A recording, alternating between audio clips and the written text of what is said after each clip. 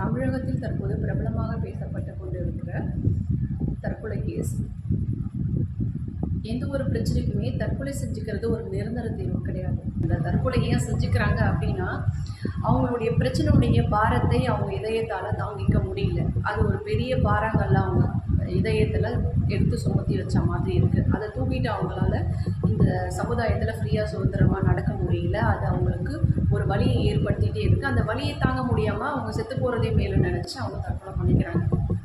இது பொதுவாக தற்கொலை செய்து கொள்ளுடைய மனநிலை. உங்களால் ஒரு வீட்டில் போய் வாழ முடியல, அந்த லைஃப்பை லீட் பண்ண முடியல, திரும்பி அம்மா வீட்டுக்கு வர முடியும், வந்துட்டால் நல்லாயிருக்கும் அப்படின்னு தோணுச்சுன்னா வந்துடுங்க. ஏன்னா மண்ணிற்கு மரம் எப்பொழுதும் பாரமாக இருக்காது. உங்களுடைய அப்பா அம்மாவுக்கு நீங்கள் எந்த காலகட்டத்துலேயுமே பாரமாக நீங்கள் இருக்க போகிறதில்ல. உங்கள் கூட பிறந்தவங்களுக்கு கூட நீங்கள் பாரமாக இருக்கலாம். ஆனால் அப்பா அம்மா எப்பயுமே பிள்ளைங்களை பாரமாக நினைக்கவே மாட்டாங்க.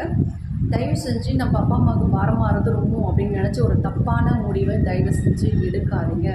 அது உங்கள் குடும்பத்துக்கு நீங்கள் கொடுக்கக்கூடிய மிகப்பெரிய தண்டனை, மிகப்பெரிய கொடுமை.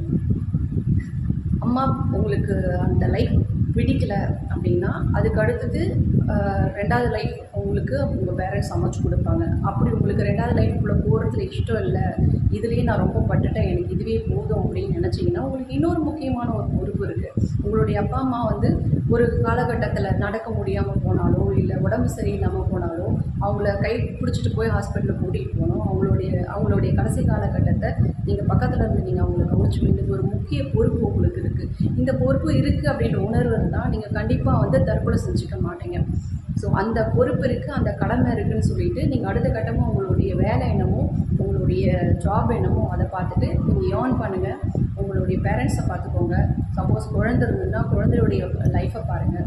இல்லை வேலைக்கு போகிற இடத்துல உங்களுக்கு ஒரு 2வது ஒரு நல்ல லைஃப் அமைகிற மாதிரி இருந்தால் அந்த லைஃப்பை அமைச்சுக்கோங்க.